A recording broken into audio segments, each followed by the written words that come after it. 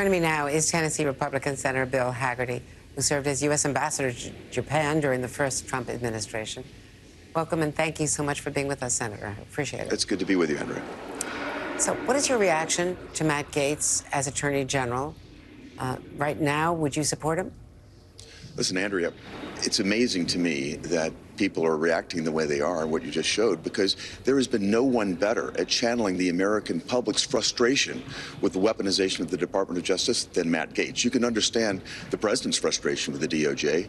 During his campaign, during his first campaign, they used a fake Clinton dossier to spy on him. Look at what happened in the first Trump administration. This whole fake Russiagate hoax, the DOJ investigated him for years doing that. In 2020, the DOJ went to big tech and had them censor Hunter Biden's laptop to throw the election toward Joe Biden. And if you think about what just happened in 2024, the DOJ, their colleagues around the country, they brought 5 different cases to try President Biden's top opponent, President Trump.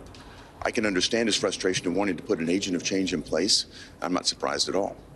Well, I don't want to litigate all that happened with Donald Trump because there's a lot of evidence to support many of the allegations. And in fact, the indictments, Mar-a-Lago, the sloppy intelligence handling. Andrew, I think the American public spoke louder than anybody. They gave him the strongest mandate we've seen in 36 years in reaction to all of this. But a Trump-appointed judge cut all of that off, and it wasn't fully vetted. So let's just talk about that. Was the legal system at work, no question. And it was not working. It was weaponized. Well, what about this nominee? As I said, this nominee has actually been an outspoken has a record critic. himself, but he's been an outspoken critic. But what about his personal record? There are questions about him. He was on the House floor sharing photos of women, bragging about his sexual exploits, about the medication that he used, the drugs that he used. The ethics investigation has not been released yet. It's been cut off. It was supposed to be voted on tomorrow, but his resignation has aborted that. But what about all of the questions and the allegations against him? His co-conspirator and his friend is serving an 11-year jail term for the sex trafficking. I mean, there was plenty to investigate there. Andrea, you said it yourself, these are allegations. It's amazing that you're more upset about allegations than you are about the weaponization of the Department of Justice. The American public has completely lost faith in the DOJ. Think about it. The DOJ sending their agents to spy on parents who go to, the school board meetings. It's just amazing. As the American public has seen all of this, they see somebody like Matt Gaetz who's willing to stand up and call it wrong, and President Trump's willing to put somebody in place that will change all of this. That's what the American public voted for. This is the same Justice Department that indicted and prosecuted Hunter Biden. Well, if you think about what this Justice Department did in 2020, they reached out and got big tech to censor that Hunter Biden laptop. This is the letter that was put together by Antony Blinken, by the way.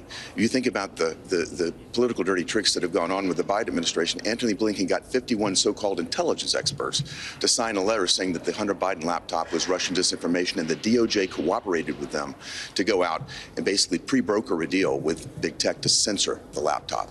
They threw the election toward Joe Biden as a result of that. This DOJ has got huge problems that needs to be cleaned up. There's a lot of evidence and reporting to contradict that. Let me ask you about reports from our team that J.D. Vance, the vice president-elect, and Matt Gaetz have both been working the phones to get a read on what his chances are of getting confirmed. Have you received a call? I have not received a call because I think they know there's no problem with me. I want to see President Trump's cabinet appointed quickly. Look, I went through the process of being jammed up by the Democrats when I went through confirmation. I turned my paperwork in on the 21st of January, 2017. I didn't get through the process until late July. An important post. We couldn't fill it because of obstruction. We need to allow President Trump, particularly in this circumstance when the American public has spoken so clearly, we need to allow him to fill his cabinet and get to work, bringing our departments of justice and other departments back in line to stop the weaponization and take control from the bureaucracy and bring it back to the people. Now, you've run a lot of, you're a former businessman. You've been the ambassador to one of our major allies. You were an experienced ambassador who knows Japanese, had worked in Japan. There was no controversy over that appointment. What do you think? And I got 86 votes, but I was held up for months because an obstructionist Democrat Senate wanted to do that. I think President Trump needs every tool at his disposal to get his cabinet appointed as quickly as possible. Let me ask you about two other choices.